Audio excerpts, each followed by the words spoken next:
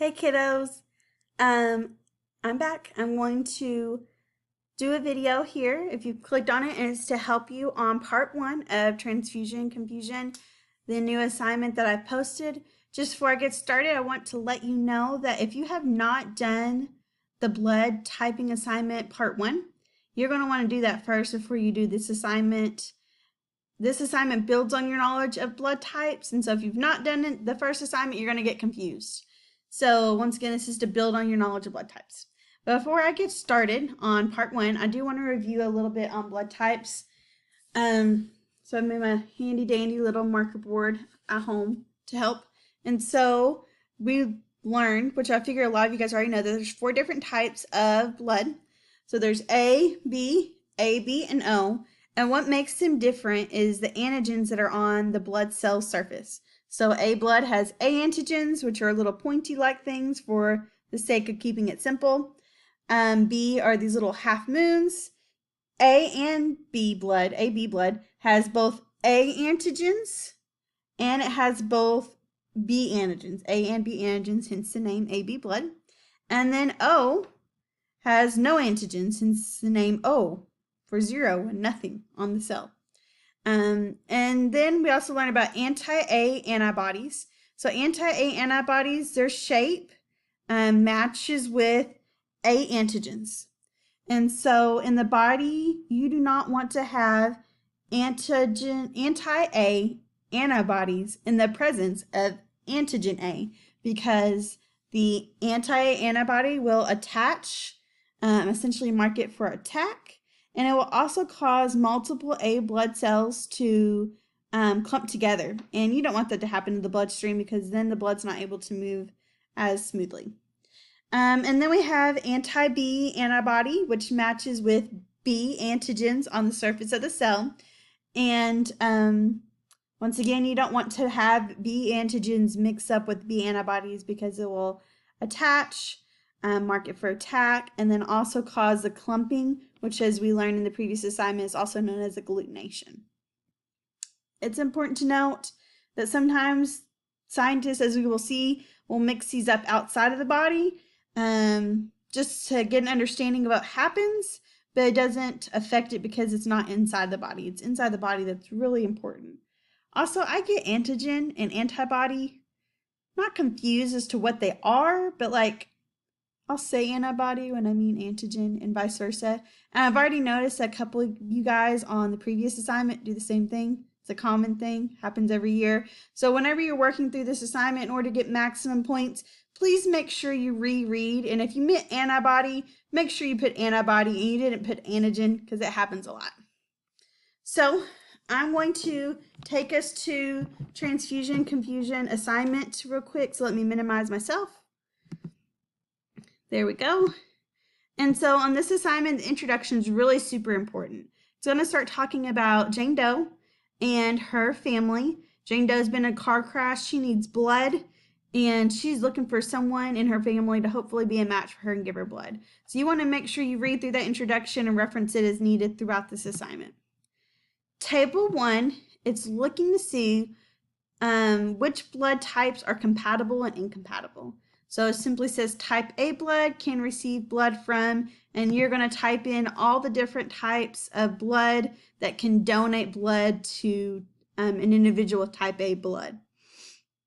As this step tells you, if you remember from the past assignment and you can reference that information, go ahead and type it in. If you feel like you need additional help here and you want to use internet research, feel free to use that as well to type in who can give blood to who.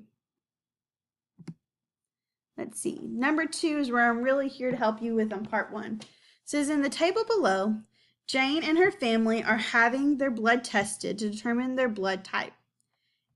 I'm going to explain this next part in more detail with some visuals, just so you know. But I'm going to go ahead and read it. It says in well A scientist will place a few drops of an individual's blood and add a few drops of anti-A antibody.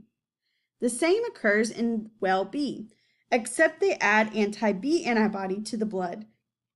A plus sign indicates clumping or agglutination, while a negative means no clumping visible. Determine each individual's blood type and record on the table below. So I'm going to write this down real quick, and then we're going to talk about it a little bit, and I'll explain in more detail as to what's going on. So we have Miss Jane, who's having her blood tested first. And in well A, where they add anti-A antibodies, she has clumping or a plus sign, agglutination going on. And in well B, where they add anti-B antibodies, she has a negative sign, which means no clumping happened. And so based off that information alone, they want you to be able to determine Jane's blood type. So go back to the big screen. Here's our results. Anti-A, well A, she has clumping.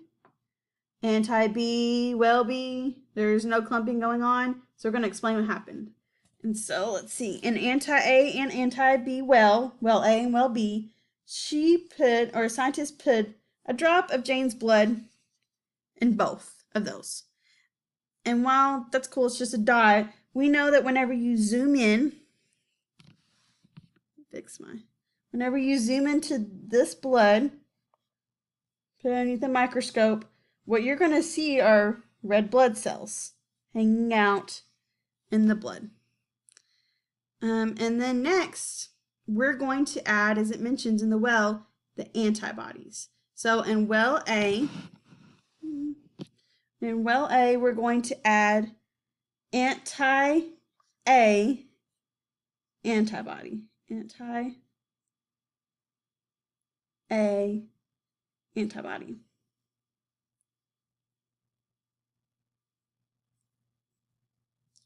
And in well B, we're going to add anti-B antibody. Now it's important to note, I drew Jane's blood cells as just as a circle, because at the beginning we don't know what type of blood Jane has. So we don't know if she has A antigens, B antigens on the surface of her cell, or if she has both or neither. And so this is what this process is allowing for us to do. Now, if you have anti-A antibody and it says it clumped, there was agglutination that happened indicated by that plus sign. So in order for it to clump, that means that the anti-A antibody must have had something to attach to. Now, being the Dora the Explorer narrator I have become, as I've become used to doing the online teaching, anti-A antibody attaches to what? That's right, it attaches to A antigens. So if there was a positive sign meaning agglutination, that means that this cell must have A antigens on the surface of the cell, because this anti-A antibody attached to it and a positive sign was noted, meaning that clumping, agglutination occurred, and we saw that. Now we have B. The question is, it has A for sure because there's clumping going on. Does this cell have B antigens? And we can see here there was no clumping. Since there was no clumping, this anti-B antibody that was added had nothing to attach to. So no, there are no B antigens on the surface of this cell. So what that means is Jane's blood cell, it clumped in the presence of anti-A antibody. Therefore, it does have A antigens. It did not clump in the presence of an anti-B antibody, which means it does not have B antigens. If it only has A antigens, then this would be what type of blood? She would have A blood. So that's how you figure it out. You can go through and do that for all her family members that were able to get tested. Don't get too confused if there are two positive signs and you are confused. I would recommend you get a piece of paper and draw something like this out on the paper to help you understand. There are two negative signs and you can get confused. Once again, I would encourage you to draw out something like this because I know you guys and you're very visual, and try to understand. And of course, at the end, if you still don't understand what those mean or understand this process, just email me and I will do my best to help you with that. So that's it, kiddos. I'm going to probably post a video for part 2 to cover something different. And I hope you guys are doing well. And I miss you. And we're going to get through this. And man, it's so close to summer. I'm so ready. See you guys soon.